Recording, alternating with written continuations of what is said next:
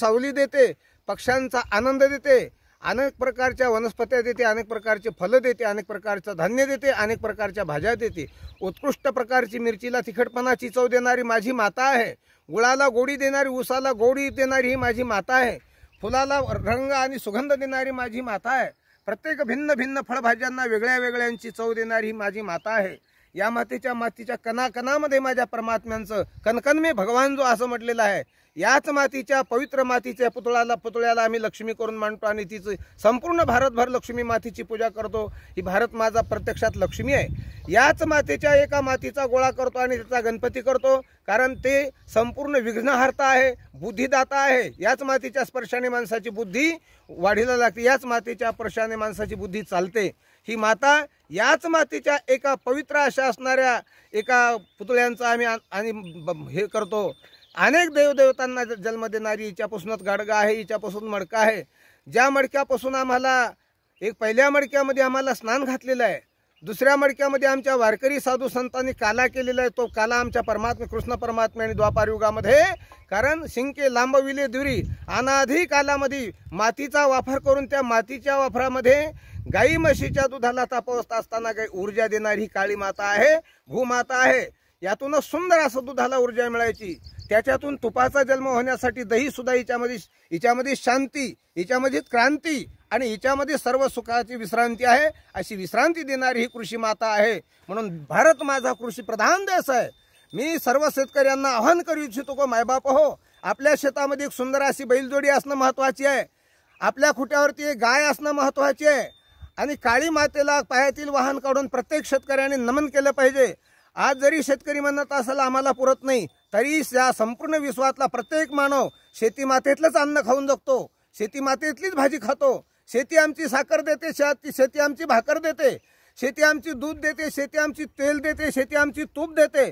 नव्हे आम्हाला भगवान परमात्म्याने दिलेली काया झाकण्यासाठी वस्त्र देणारा काऊस माझी शेती देते आहे। लक्षामध्ये नव्हे कोणाला हवेली असेल, ज्ञानोबाराय म्हणतात देखोनी लोकांचे धवळारे, काय ते जावी आपले तनारे।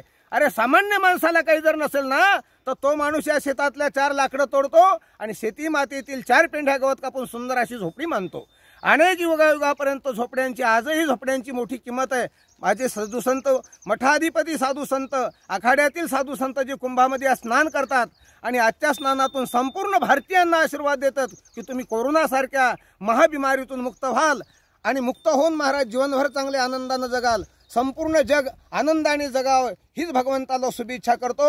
आणि शेतकरी मायबापांना शेतीवरती अजिबात नाराज न होता, शेती आपली माय आहे, शेती आपली दैवता आहे। नव्हे आम्ही शेतीचे दास आहो, म्हणून शेतीची दास आणि बैलासारखा देव ज्या बैलाने संपूर्ण जगाचं वजन आपल्या खांद्यावर घेतलेलं आहे, त्याच्या पायामध्ये चप्पल नाही, बूट नाही, त्याला हिवामध्ये आपण उघड्यावर बांधतो, उन्हामध्ये उघड्यावर बांधतो, भर उन्हात। आता 1 वाजतो तरी माझी बैलाची जोडी सुंदर अशा प्रकारची अवताला चालते, मला का झुपले याची तक्रार करत नाही।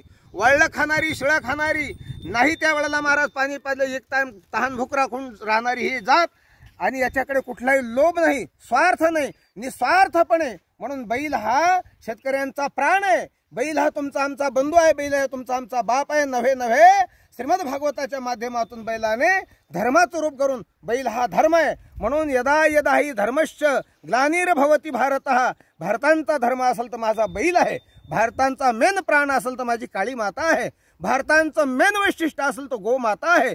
भारतांची माता ही संपूर्ण आजही कोरोनासारखी महामारी आहे, पण या महामारीवर असणारे औषधं माझ्या काळी माईच्या माध्यमातून उगवतात।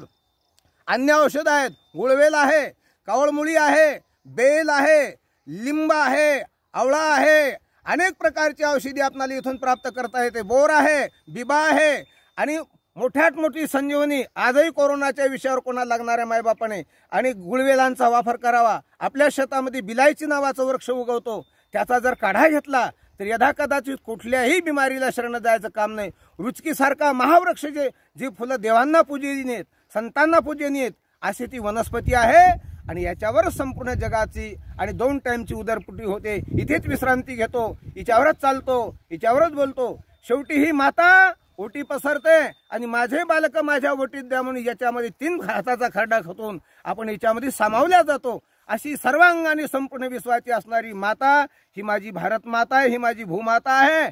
आणि या मातेला वरदान म्हणून तिची भगिनी गोमाता आहे. आणि त्याच गोमातेची भगिनी म्हणून आम्हाला जन्म देणारी स्त्री माता आहे.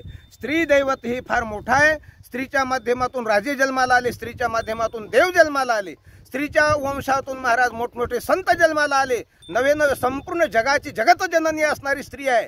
तेव्हा या जगतामध्ये स्त्रीचा महामान झाला पाहिजे, जमिनीची पूजा झाली पाहिजे, गायीची रक्षा झाली पाहिजे आणि संपूर्ण वनस्पती धनाची वृक्षांची रोपं लावून वृक्षांची चांगल्या प्रकारची जोपासना केली पाहिजे. जय हिंद, जय भारत, जय गोमाता, जय भूमाता, जय माता आणि संपूर्ण जगात वाहणाऱ्या जय गंगा माता, भारत माता की जय.